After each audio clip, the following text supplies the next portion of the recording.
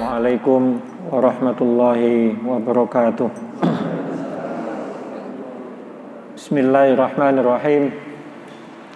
Alhamdulillahi rabbil alamin wa bihi nasta'in ala umurid dunya waddin. Assalatu wassalamu ala nabiyyina Muhammadin wa ala alihi wa ashabihi ajma'in, amma ba'd.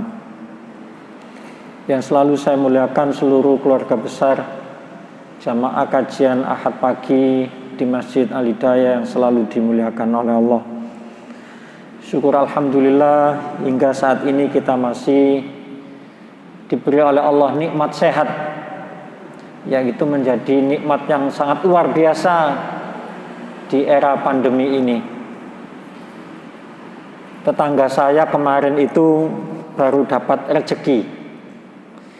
Dia ini bagian pemasaran, bahasa Jawa makelar, mampu menjualkan satu lokasi strategis seharga 12 miliar.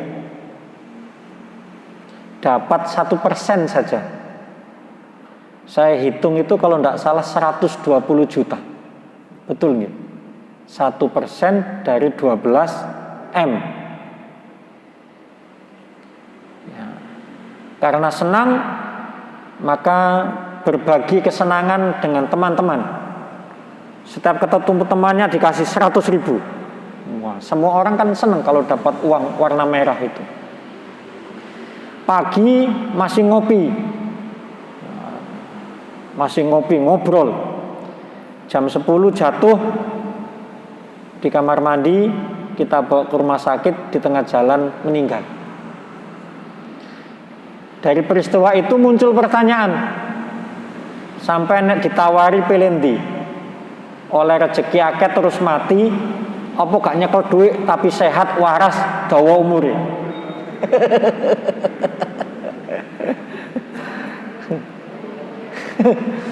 Tentu semua kita ingin mendapatkan rezeki yang melimpah, barokah, usianya panjang, awak sehat waras. Allahumma amin. Jadi masih nyekel duit nek remek iki ndak enak. Sehat utangnya akeh juga ndak enak. Sama. Itu bukti bahwa dunia ini memang sengaja diciptakan oleh Allah sebagai tempat yang nyaman. Walladzi ja'ala lakumul arda firasya. Dan dialah Allah yang telah menjadikan bumi ini untuk manusia sebagai tempat yang nyaman. Maka semua orang pasti doanya supaya diberi usia yang panjang. Masih utangnya akeh, masih awake sumpek, tetap ingin hidup lebih lama di dunia. Nah, pagi ini kita akan membahas tentang menjemput ilham. Ini nanti terkait dengan luar biasanya doa. Di sini saya menyatakan bahwa pengetahuan yang dimiliki oleh manusia itu ada dua. Pengetahuan yang dimiliki oleh manusia itu ada dua. Satu, pengetahuan yang disebut dengan husuli, hak, sod, waw, lam, ya, husuli, yaitu pengetahuan yang dicapai oleh manusia melalui upaya rasional. Upaya rasional itu maksudnya ada usaha yang dilakukan untuk mendapatkan pengetahuan itu. Dengan apa? Belajar, membaca, mendengar, ikut kajian, kuliah, melihat televisi, mendengar berita, membaca berita. Itu namanya pengetahuan husuli. Pengetahuan yang kita peroleh melalui upaya rasional manusia. Rasional kan? Saya belajar supaya bisa. Saya membaca supaya tahu. Saya ikut kajian supaya tahu. Kita dapat pengetahuan, informasi, tetapi dengan upaya rasional manusia. Yo datang ikut kajian.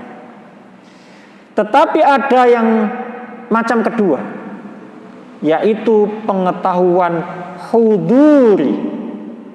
Ha, dot, waw, ro, ya. Huduri. Jadi bedanya ada di sod, husu. Kalau ini dot, hudu, sama lam, sama ro. Kalau atas tadi husuli, sod, lam. Kalau yang ini huduri, dot, sama ro. Yaitu pengetahuan yang didapat oleh manusia secara tiba-tiba. Pengetahuan yang kita dapat datang secara tiba-tiba, tidak pakai usaha, tidak pakai membaca, tidak pakai belajar, tidak pakai ikut kajian. Tiba-tiba kita ini diberi oleh Allah pengetahuan itu. Itu namanya pengetahuan huduri. Kalau pengetahuan ini disampaikan kepada para nabi dan rasul, namanya wahyu. Kalau disampaikan kepada manusia biasa seperti kita, namanya ilham. Jadi menjemput ilham tadi, menjemput pengetahuan yang datang kepada kita secara tiba-tiba, dan itu adalah pemberiannya Allah. Contoh yang paling sederhana, real, kasus benar-benar terjadi. Di kampung saya ada tukang gali makam. Saat musim Covid itu kan kewalahan, tenaganya kurang, mengeluh. Nah sekarang juga mengeluh, sepi. Sekarang tanya, gak ono sing mati ta? Kenapa? Gak dapat pemasukan. Kan sekali gali di tempat saya 100.000. Nah, kalau sehari 4 yang meninggal berarti dapat 400.000 masing-masing orang. Kalau yang gali 3 berarti setiap ada meninggal kita keluarga ngasih 300.000. Wah kalau sehari 400.000 pemasukan per hari. Masa Covid itu lumayan penggali makam. Sekarang sepi. Gak ono sing mati ta? Pertanyaannya itu gak ono sing mati ta? Kan sejak Idul Adha itu mulai menurun. Gak ono sing mati ta? Gelisah. Lah tukang gali makam di tempat saya itu ada 3. Ada 3. Pengalamannya macam-macam.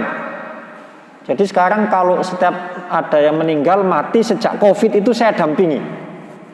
Meninggal Covid, waktu gali saya dampingi. Nanti mayatnya datang saya pergi, takut kena Covid. Maksudnya pergi itu menjauh. Jadi takziahnya dari jauh sesuai dengan prokes. Mendoakannya dari jauh karena pakai peti kan, pakai APD. Sementara saya tidak pakai APD dan rumah saya kan pas depan makam, sehingga bisa takziahnya mendoakannya dari depan rumah menjauh. Salah satu dari mereka ini punya kelebihan yang itu menurut saya contoh pengetahuan huduri.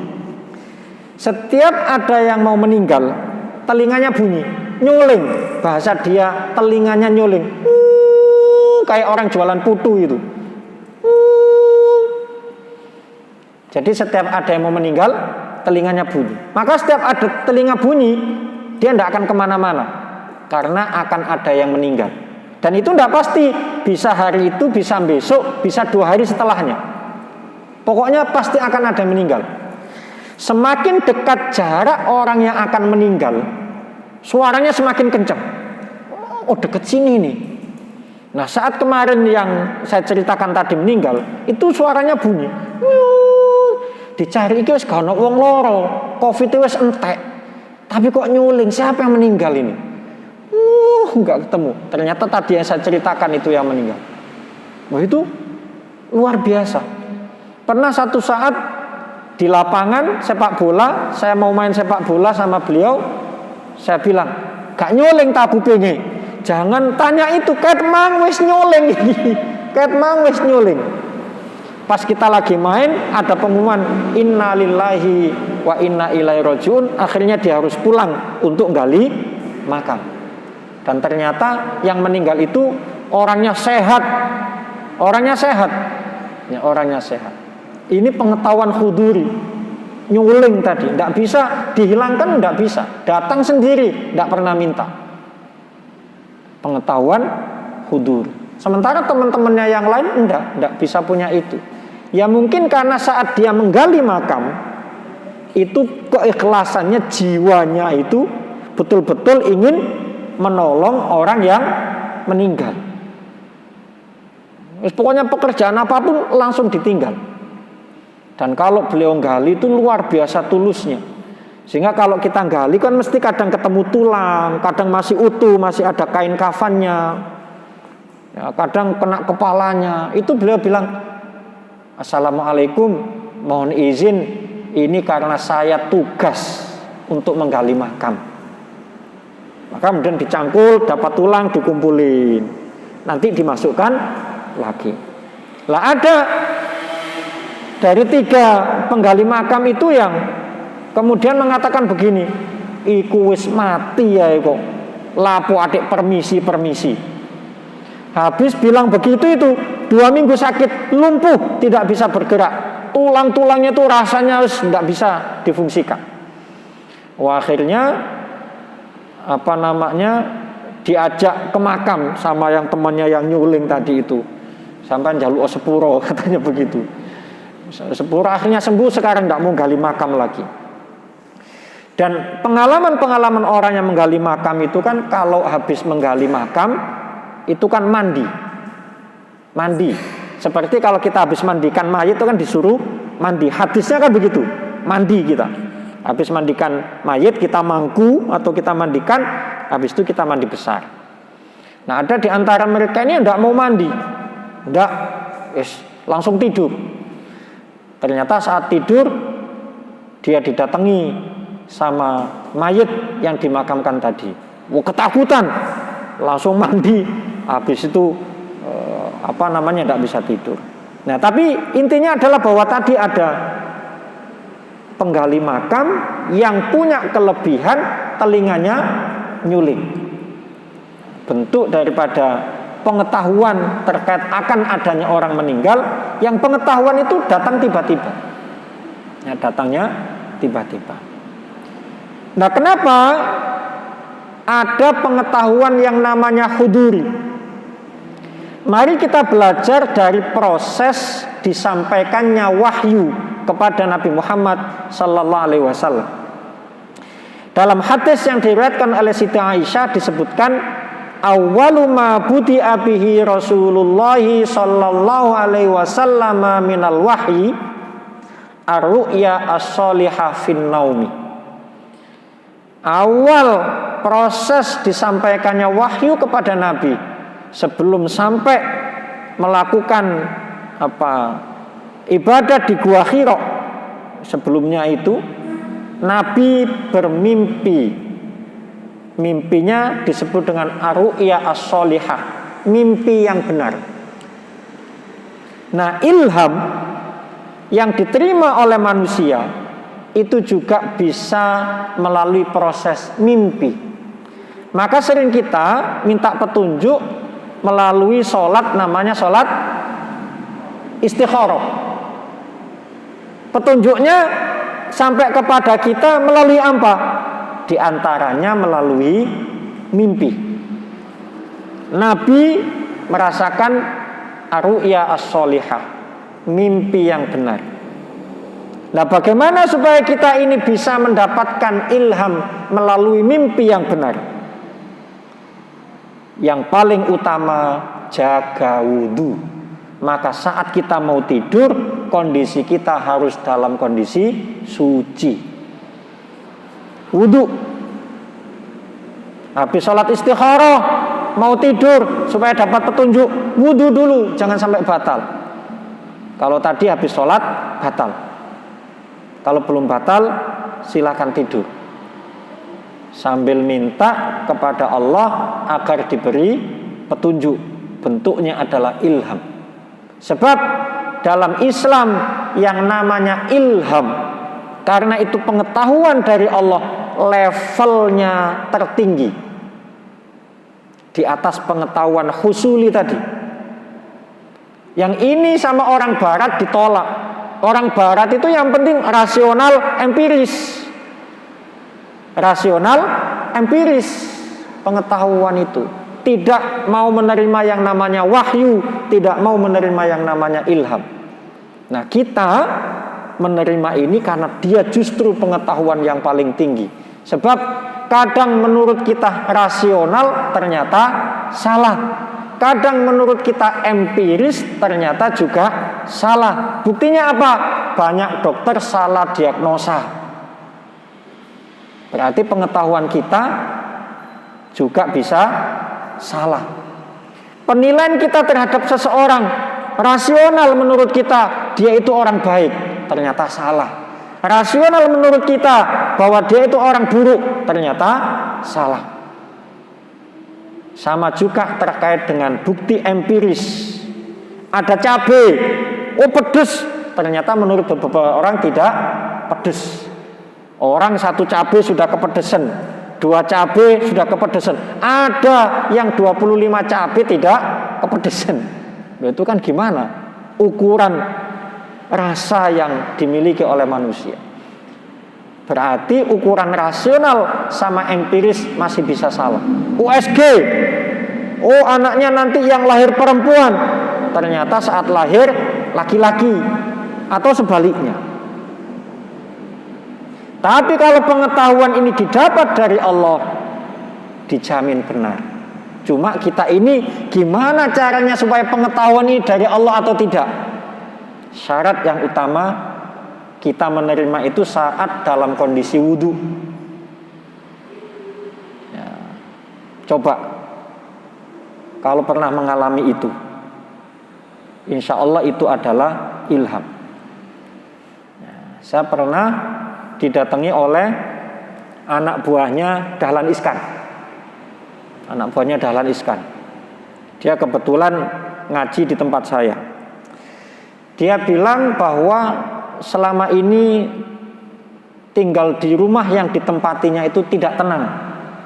Mamanya katanya sering sakit-sakitan, ketakutan. Dia sendiri juga katanya tidurnya tidak tenang, sedikit-sedikit terbangun, gelisah. Kemudian datang ke rumah minta petunjuk, ada apa ini? Saya bilang, saya bukan dukun, saya bukan peramal, saya bukan tukang suwuk, saya tidak tahu. Tapi mari kita coba saja minta kepada Allah, barangkali mendapatkan petunjuk. Tiba-tiba saja saat saya sholat malam, di saat sholat itu saya ketiduran. Sholat malam itu ketiduran, sampai lupa ini rakaat pertama apa kedua. Ketiduran, lama ketiduran. Waktu tiba-tiba saja. Saat ketiduran itu saya bermimpi terkait dengan kondisi rumah anak ini. Bahwa di rumah ini kalau kita masuk belok kanan dari ruang tamu itu ada lukisan. Lukisan itu yang harus dipindah. Yang kedua, saya harus masuk ke setiap ruangan di rumah itu untuk membaca salam. Saya itu punya tradisi kalau setiap masuk ke wilayah baru membaca salam. Assalamualaikum ya ahla hadzal balad. Assalamualaikum ya insakum wa ya jinnakum wa ya malaikata hadzal balad. Assalamualaikum warahmatullahi wabarakatuh. Assalamualaikum wahai penduduk negeri ini. Assalamualaikum wahai penduduk negeri ini dari golongan jin, manusia, dan para malaikat. Maknanya begitu. Nah, saya disuruh baca itu dalam mimpi saya saat sholat itu mimpi, saat berdiri. Yang ketiga, di depan rumah pojok kanan, di pojok pagar itu ada sesuatu. Mimpi saya begitu. Tiba-tiba terbangun saya. Loh, saya ini masih berdiri. Habis sholat saya telepon, tidak diangkat. Saya WA, tidak dibaca. Berarti sedang istirahat, mungkin tidur. Besoknya saya datangi rumahnya. Assalamualaikum, waalaikumsalam, ada apa? Saya semalam bermimpi. Ya mudah-mudahan itu ilham, saya tidak tahu. Tapi kita cocokkan, cocok atau enggak. Kalau cocok berarti ilham, kalau enggak cocok berarti bukan ilham. Begitu saja pikiran saya. Ada apa? Pokoknya saya semalam mimpi masuk rumah kamu, saya harus belok kanan karena di situ ada lukisan. Benar, di situ ada lukisan katanya. Iya, ayo kita masuk, belok kanan. Ternyata di ujung itu ada lukisan di atas kulkas, di bawah tangga. Itu lukisan apa? Diem dia. Saya tanya lagi, itu lukisan apa? Itu lukisan saya bawa dari Makassar. Dan setiap tamu kesini seringkali melihat lukisan itu hidup. Lukisan apa itu? Lukisan Pangeran Diponegoro. Katanya begitu. Pangeran Diponegoro. Iya, ini Pangeran Diponegoro. Ini saya juga tidak kenal kan, karena bentuknya lukisan ya. Pangeran Diponegoro. Wah, ini sampan pindah. Sampan pindah. Sampan pindah pokoknya. Ini lukisan siapa? Almarhum kakak saya. Punya rumah, punya. Sudah bawa, taruh di ruang tamu rumah kakak kamu yang almarhum itu. Ternyata itu memang lukisan kesenangannya almarhum kakaknya. Yang kedua, ayo kita masuk ke setiap ruangan untuk membacakan salam. Kenapa? Katanya, pokoknya baca salam. Baru kemudian mamanya bilang, iya Pak Ustadz, setiap ruangan di rumah ini saya mesti dilihat oleh penampakan-penampakan. Gini. Oh iya ta, yes, pokoknya kita baca salam. Saya juga tidak bisa melihat penampakannya seperti apa. Yes, pokoknya kita baca salam. Yang ketiga, depan rumah pojok sebelah kanan itu ada apa? Iya Pak Ustadz, setiap jam 2 malam itu ada bunyi. Bunyi apa? Ya seperti orang pokoknya. Dan burung saya di rumah ini bunyi semua, ketakutan. Wah, sudah, kita juga bacakan salam di situ. Loh, berarti itu tadi mudah-mudahan ilham. Saya tidak pernah masuk ke rumah ini, tapi kemudian ternyata apa yang saya impikan dengan yang ada di rumah itu ternyata sama, cocok. Nah, itu mimpi. Dapatnya apa tadi? Mimpi saat sholat. Mimpi saat sholat. Ya, sholat itu bisa mimpi, ketiduran, sudah ketiduran.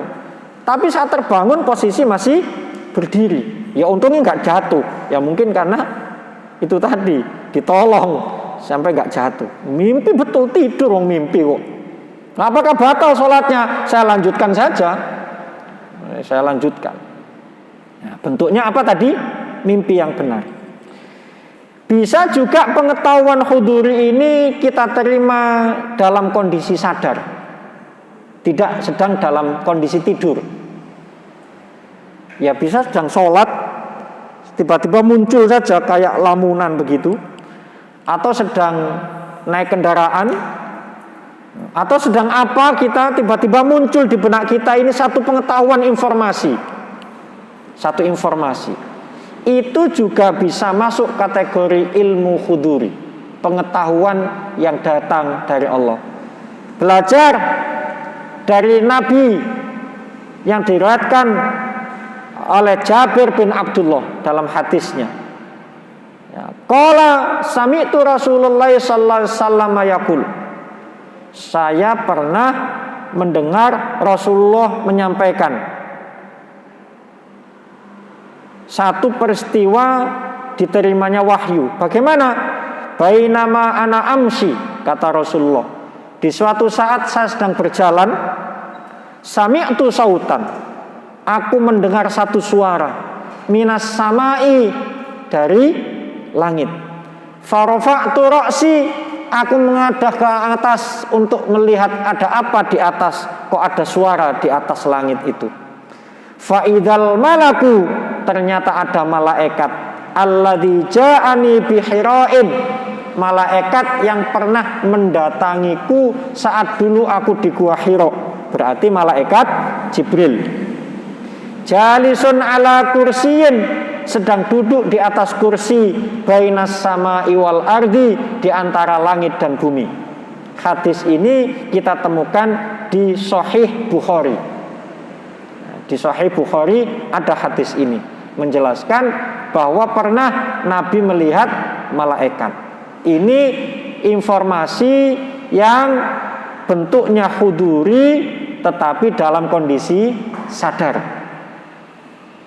Nah, orang-orang yang soleh itu bisa melihat itu malaikat Mikail misalnya. Kami punya satu kisah saat salah satu kiai kami itu sakit. Ya masa Covid kemarin, sakit di rumah sakit Sidoarjo, namanya Delta Surya. Yang keluaran tol itu Delta Surya. Ya, Delta Surya. Lama sakitnya 2 minggu dan kadang membaik, kadang memburuk. Sementara harapan kami sangat besar kepada beliau supaya bisa meneruskan perjuangan untuk pesantren. Maka kami melakukan ikhtiar. Ikhtiarnya tentu mendatangi beberapa orang yang menurut kami tidak pernah tidur malam. Jadi kami itu kalau cari kiai, cari ustadz, cari ulama itu yang tidak pernah tidur malam. Nah, beliau ini terkenal kalau malam itu tidak pernah tidur. Pokoknya saking pinginnya tidak tidur, berusaha supaya tidak ngantuk, kadang di sungai berdiri, kadang pindah-pindah dari satu pohon ke pohon yang lain, supaya bisa wirid, baca wirid, supaya tidak ngantuk, sambil nanti menunggu waktunya sholat. Kami datang ke sana, beliau langsung bilangnya begini, aduh berat. Duh, beliau sudah bilang begitu, aduh berat. Dalam perjalanan pulang, kiai kami meninggal. Duh, sampai bisa begitu, bisa tahu aduh berat. Oh, itu kan luar biasa, punya pengetahuan yang di luar nalar manusia. Tetapi itu terjadi, yaitu terjadi. Kondisi sadar kan, tidak mimpi. Jadi bisa mendapatkan informasi itu. Nah, kita juga bisa kadang-kadang begitu, tiba-tiba dapat informasi. Ada satu saat saya didatangi oleh seseorang yang uangnya di tangan orang lain itu tidak balik-balik. Dipinjem 60 juta, dijanjikan cuma 1 bulan, ternyata 1 tahun lebih tidak balik. Sementara uang yang dipinjemkan itu juga pinjem dari saudaranya. Iki kok nek dulurku nage takok duweke yo opo iki, bingung. Datang ke saya, tolong saya dibantu doa apa. Waduh, saya enggak tahu doa apa begini nih. Nanti kita kasih doa terus gak mustajab, sampai nyalano aku, nyalangno dongoe sisan. Bahaya nanti menyalakan doanya. Saya enggak tahu. Tiba-tiba Bapak Ibu, setelah dia pamitan itu, muncul saja di benak saya itu, suruh baca bismillah. Akhirnya saya WA itu, baca aja bismillah yang banyak setiap ketemu orangnya. Loh, bismillah tak ya bismillah boys, bismillahirrahmanirrahim, bismillahirrahmanirrahim. Mau nage bismillahirrahmanirrahim. Setiap ketemu bismillahirrahmanirrahim. Ternyata katanya ini, entah itu kebetulan atau apa, katanya setiap ketemu baca bismillah itu, tanpa ditanya orangnya langsung ngomong, tak usahano, nang cepet tak balekno. Dan alhamdulillah sudah balik. Padahal uang saya di tangan orang nggak balik-balik juga. Ya. Jadi tiba-tiba saja untuk memberikan dia membaca bismillah.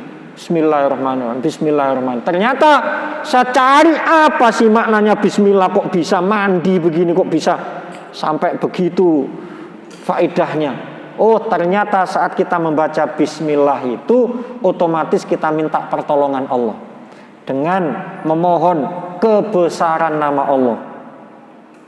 Mohon semua ini dimudahkan. Kira-kira begitu isinya. Saya cari tafsirnya itu sampai ketemu begitu. Saking penasarannya saja, kok bisa saya ngasih orang bismillah kemudian uangnya bisa balik tadi itu. Oh, lacak penasaran itu. Nah, ini namanya pengetahuan huduri yang kita peroleh saat sadar.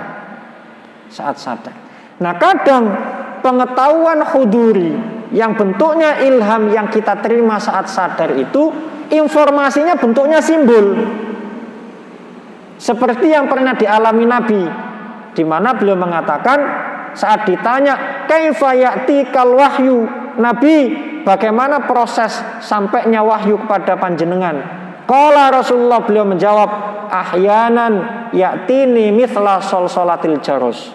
Kadang dia datang ada bunyi lonceng, itu kan simbol itu. Oh, tang tang tang tang, wa asyadu alayya. Wah, pokoknya keras sekali suaranya itu. Loh, saya juga pernah merasakan. Tapi tidak dalam kondisi sadar, mimpi. Jadi ada yang bertanya terkait dengan keberadaan orang yang membawa uangnya 2M. Uang 2M dibawa kabur. Dilacak orangnya di mana tidak ketemu, ditelepon dan tidak bisa. Rumahnya didatangi berkali-kali kosong. Cari informasi ke saudaranya tidak ada yang tahu. Datang kepada saya bilang, saya bukan dukun, saya bukan tukang suwuk macam-macam, tapi kita minta kepada Allah. Nah, tiba-tiba habis sholat tuh saya ngantuk, habis sholat malam ngantuk, pokoknya ketiduran. Saat tidur itu orang yang tanya tadi itu datang ke rumah, sudah duduk di teras. Jadi rumah saya itu gerbang pagar itu tidak pernah saya kunci, siapapun bisa masuk. Dia datang tuh, saya terbangun, saya keluar rumah, loh, kok ada orang? Loh, mulai kapan di sini? Tadi jam 2. Dia datang jam 2, saya bangun setengah 3, berarti sudah setengah jam nunggu. Ada apa? Iya, mau tanya gimana ini. Barusan saya mimpi. Saya mimpi itu terkait orang ini, itu simbolnya adalah kucing sedang terluka di satu tempat, kemudian dijemput oleh induknya kucing ini, dibawa pulang. Ya mudah-mudahan itu petunjuk, mudah-mudahan itu ilham bahwa dia ini akan pulang karena dia punya ibu. Punya ibu enggak? Iya, tinggal ibunya, bapaknya sudah meninggal. Nah, pasti ibu ini ingin anak ini pulang keberadaannya dimanapun. Wes gini aja, sampean jagongo nang omai, tunggu aja di rumahnya, tapi jangan siang karena dia punya masalah. Pasti kalau pulang malam. Hari pertama ditunggu mulai jam 8 sampai jam 12 enggak ada pulang. Hari kedua tidak ada, hari ketiga tidak ada, hari keempat jam 8 itu pulang anaknya sama ibunya, naik mobil langsung digerebek. Wah, ini berhari-hari gini, ternyata baru datang dari rumah sakit dijemput ibunya karena anak ini sudah mencoba mau bunuh diri. Simbolnya kucing tadi itu, simbolnya kucing. Tapi kita terima melalui mimpi. Melalui mimpi. Wa ahyanan yatamatsalu lil malaku rajulan. Kadang malaikat itu mendatangi Nabi dengan berpenampilan sebagai seorang laki-laki. Maka tadi saya sebut beberapa orang soleh itu bisa tahu kalau itu malaikat menyerupai laki-laki. Maka kadang hati-hati pesan-pesan orang-orang soleh itu. Jangan sampai kita ini salah orang. Maksudnya salah orang gimana? Ada pengemis yang datang ke rumah kita, ternyata itu malaikat Mikail. Ingin ngasih rezeki, kita usir, tidak jadi dapat rezeki. Nah, ini yang repot, kita tidak tahu karena ilmu kita terbatas terkait dengan wawasan yang khuduri. Berbeda dengan orang-orang soleh itu. Nah, seperti Nabi tadi. Ya. Kesimpulannya adalah bahwa cara mendapatkan pengetahuan khuduri, pengetahuan yang datang tiba-tiba dari Allah itu ada dua. Bisa dengan saat kita sadar, bisa dengan saat kita ini tertidur, atau melalui mimpi.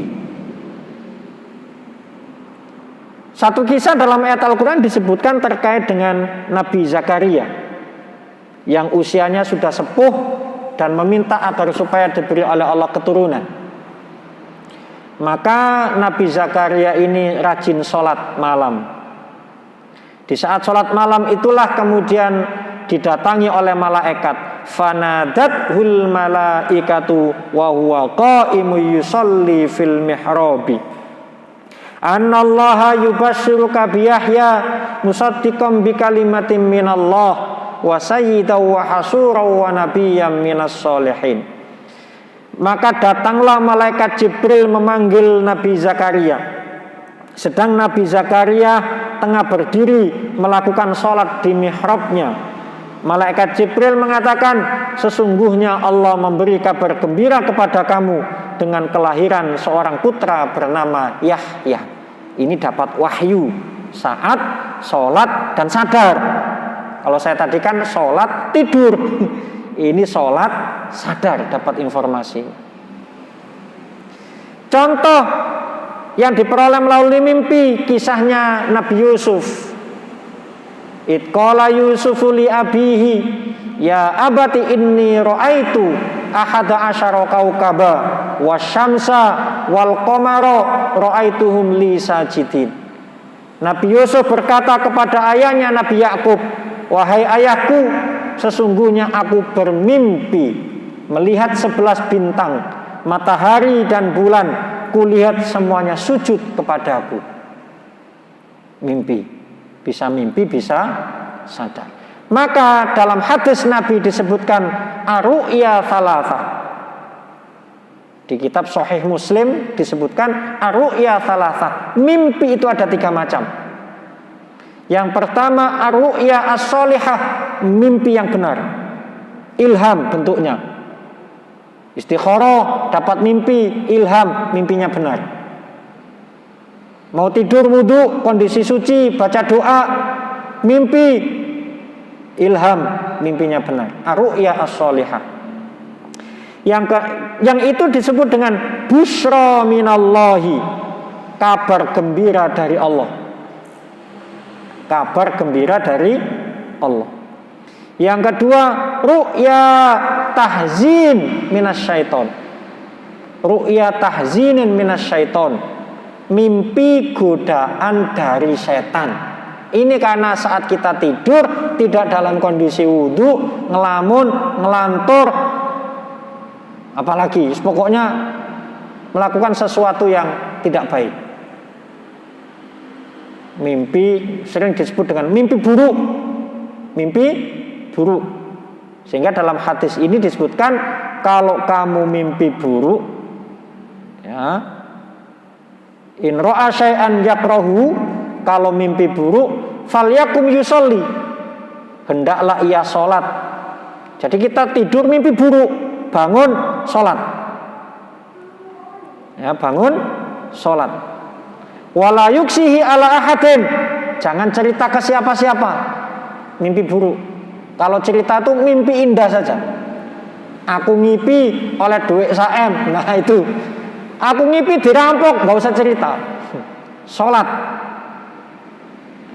Kenapa sholat? Kita minta kepada Allah supaya tidak terjadi mimpi itu. Memohon kepada Allah jangan sampai mimpi buruk itu benar-benar terjadi. Itu godaan dari setan. Tahzin minasyaiton. Yang ketiga, ru'ya mimma yuhditsul mar'u nafsahu.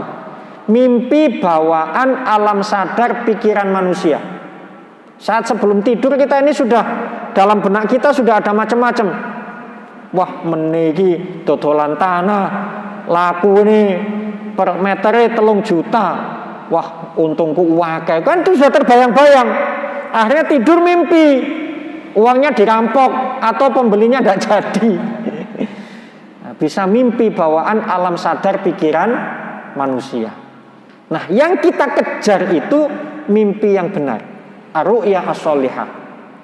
Maka saat mau tidur, kosongkan pikiran, hanya zikir kepada Allah dalam kondisi suci, supaya alam sadar kita tidak membawa mimpi, supaya setan juga tidak bisa masuk kepada kita. Kita bentengi diri kita saat mau tidur dengan cara bersuci, berwudu, berzikir kepada Allah.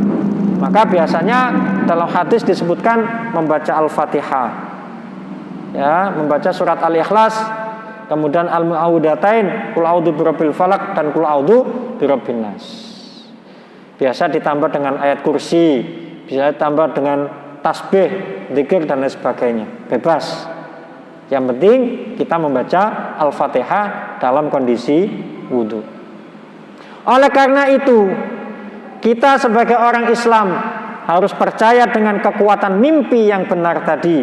Sebab dalam hadis disebutkan, dalam hadis yang diriwayatkan oleh Imam Muslim, ar-ru'ya as-shalihah, mimpi yang benar, juz'un min sittatin wa arba'ina juz'an minan nubuwah.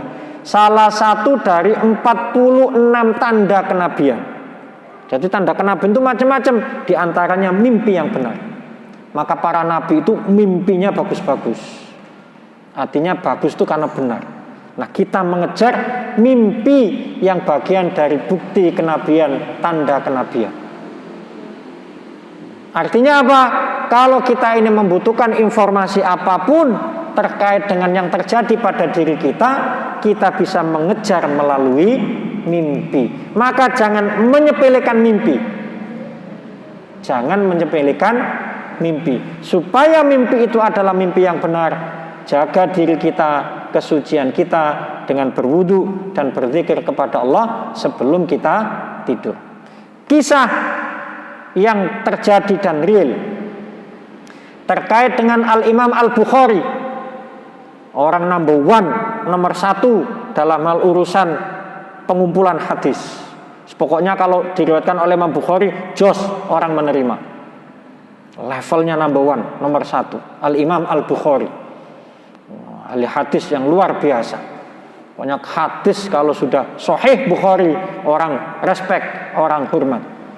Saat usia 5 tahun, beliau mengalami satu penyakit. Zahaba basaruhu, penglihatannya tidak berfungsi. Dalam bahasa medis disebut dengan buta. Zahaba basaruhu, matanya ada tapi tidak berfungsi penglihatannya. Buta. Wabata la yara syai'an, tidak bisa melihat apapun. Kalau saya kan masih ini tidak bisa melihat apapun sudah. Usia berapa? 5 tahun. Tentu kondisi ini membuat sang ibu, aduh, gelisah luar biasa, sangat sedih. Ibu mana yang tidak sedih? Anaknya masih usia 5 tahun, tidak bisa melihat keindahannya dunia. Gimana nasib anak saya ini, usia 5 tahun sudah buta, ya Allah. Anak kita aja sudah gelisah kita. Ini sudah tak bisa melihat. Madza tasnaul apa yang dilakukan oleh ibu? Maka ibu tentu membaca banyak ajaran-ajaran yang disampaikan dalam Al-Quran dan hadis. Pokoknya yang pernah diterima lah, bahwa kita ini harus yakin dengan kekuatan doa. Maka sang ibu setiap malam bangun, sholat, berdoa, minta kesembuhan putranya. Apa yang dilakukan? Kanat takumu fatatawadda'u wa taqifu baina yaday maulaha bakiyatan da'iyatan syakiyatan ilaihi ma nazala bi ainai ibnihi Muhammad. Setiap malam bangun, wudu, sholat, memohon kepada Allah sambil menangis, berdoa, mengadukan nasibnya supaya penglihatan anaknya disembuhkan oleh Allah. Ukuran medis sudah tidak bisa sembuh. Lam yakdiril atibba'u ala ilajihi. Dunia medis masa itu sudah tidak bisa ngobati. Maka tinggal satu harapannya adalah kepada Allah. Kepada manusia sudah tidak ada harapan. Ahli medis itu manusia semua, tidak ada harapan. Sang ibu hanya bisa kembali kepada Allah. Ukuran rasional manusia, ukuran empiris dunia medis tidak akan bisa sembuh. Tapi tetap yakin dengan kekuatannya Allah. Beliau yakin, ya, kalau pintu kekuasaan Allah itu dibuka, apapun terjadi, maka yang dilakukan tatruku babahul karim, ingin mengetuk pintu dikabulkannya doa. Dan beliau yakin idza turiko yuftah, kalau diketuk pasti Allah akan membukakan pintunya. Jadi beliau yakin tuh begini, saat saya berdoa itu sama dengan saya bertamu kepada Allah. Kalau kita bertamu kepada Allah, tidak mungkin tidak dibuka pintu itu oleh Allah. Maka beliau pakai logika itu, saya buka dengan doa, pasti akan dibukakan pintunya. Wadata lailatin, maka di satu malam qomat ummu Muhammadin fasollat wada'at walahat fid doa. Satu malam beliau seperti biasa berwudu, kemudian sholat, berdoa sampai sungguh-sungguh dalam doanya. Tsumma adrakat hasinatun minan naum, di tengah doa tertidur. Jadi kadang tertidur kita itu, ditidurkan oleh Allah, tertidur. Wa idza biha bi Ibrahim al-Khalil alaihissalam. Saat tidur itulah tertidur tadi, bukan tidur. Ini bedanya, tidur sama tertidur. Maka kalau malam itu upayakan jangan tidur, tapi tertidur. Maksudnya gimana? Kita tertidur karena ibadah. Tidur kita itu wah luar biasa. Jadi bukan mapan tidur di kasur, enggak, tertidur saat berdoa, saat sholat tadi itu. Didatangi oleh Nabi Ibrahim alaihissalam. Mimpi didatangi oleh Nabi Ibrahim alaihissalam. Mimpi tertidur. Ya hadhihi qad raddallahu ala ibnika basarahu bikathrati du'aika. Dalam mimpi itu Nabi Ibrahim mengatakan kepada ibunya Imam Al-Bukhari, sudah jangan bersedih, Allah sudah menyembuhkan penyakit putramu. Kaget, sin temen, loh saya mimpi, tapi mimpinya kok ketemu Nabi Ibrahim. Nggak mungkin setan kalau mimpi ketemu Nabi. Langsung didatangi putranya, ya Allah, putranya sembuh, dibangunkan. Nah kamu sembuh. Kata Imam Al-Bukhari, iya ibu, saya sudah bisa melihat ibu. Imam Bukharinya kaget, ibunya juga kaget. Ya Allah, ini ilham melalui mimpi dan terjadi mimpi itu. Jadi ibu-ibu ini penting ini untuk tidak pernah putus mendoakan putranya. Maka doa ibu itu luar biasa. Orang sering mengatakan bahwa ibu itu jimat. Ibu itu jimat. Kunci kesuksesan anak itu di ibunya. Maka peran ibu, doanya itu penting luar biasa. Mimpi bertemu dengan Nabi Ibrahim. Ini ibunya Al-Imam Al-Bukhari. Sehingga kemudian di usia 7 tahun Al-Imam Al-Bukhari dibawa ibunya ke Makkah. Mondok saja kamu di Makkah untuk mendalami hadis, sampai menjadi ulama yang luar biasa. Dan apa yang terjadi saat Imam Al-Bukhari wafat? Terjadi lagi peristiwa mimpi, di mana salah seorang bernama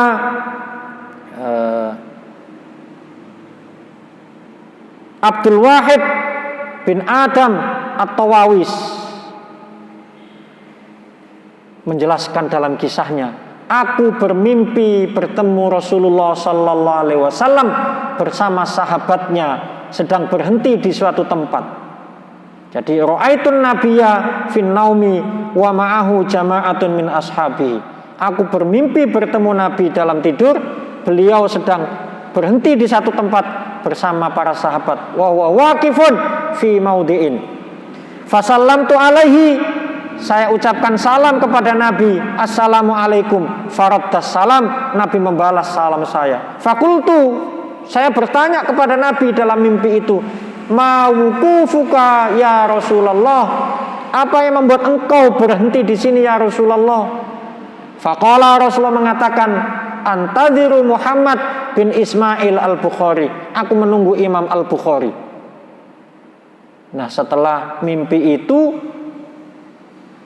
Abdul Wahid bin Adam atau Wawis yang bermimpi tadi mendengar.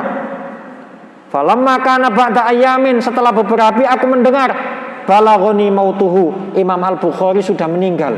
Loh, sudah meninggal? Kapan? Dicek. Fa idza huwa qad mata fi sa'ah allati ra'aitun nabiyya. Oh, dia wafatnya di jam saat saya bermimpi bertemu Nabi.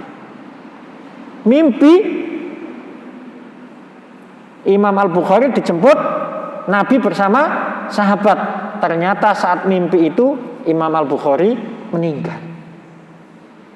Siapa yang mengalami tadi? Manusia biasa, Abdul Wahid bin Adam At-Tawawis. Seperti yang saya ceritakan tadi itu, berat loh.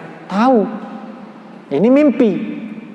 Berarti Imam Al-Bukhari saat meninggal dijemput oleh Rasulullah. Lalu mimpi. Maka jangan meremehkan mimpi. Jadi kekuatan doa. Jadi belajar dari ibunya Imam Al-Bukhari. Jika datang malam dan putranya tertidur, sang ibu bangun. Jangan ikut tidur. Mengambil air wudhu, berdiri sholat sambil menangis, mengadukan masalah yang dihadapinya. Kisah lagi Al-Bushiri yang sangat terkenal namanya. Kalau kita ke Mesir, di kota Iskandaria ada makamnya Al-Bushiri.